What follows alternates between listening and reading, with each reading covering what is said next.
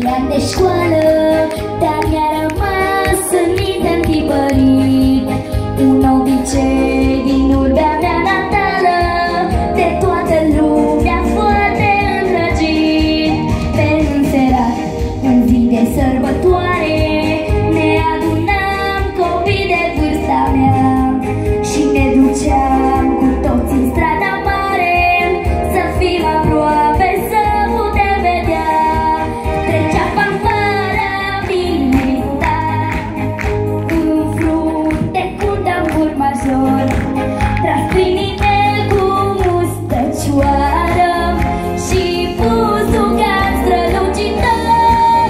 Nici colo când o domnișoară privea cu un zâmbet visător, trecând fanfara militară cu tot alaiul ei sonor.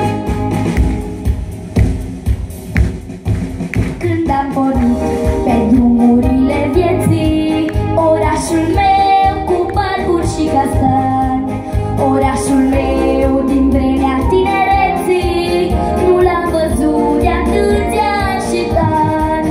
Cel peste tot în drumurile mele, când o trompetă auzeam sunând, nu-mi aminteam de serile cu stele, de strada mare și atunci în gând trecea fanfara militară în frunte cu tambur major, tras prin inel cu mustăcioară și pusul gaz strălucitor.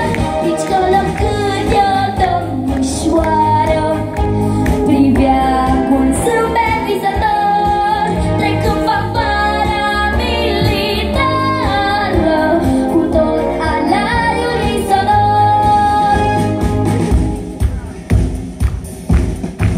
Și nu de mult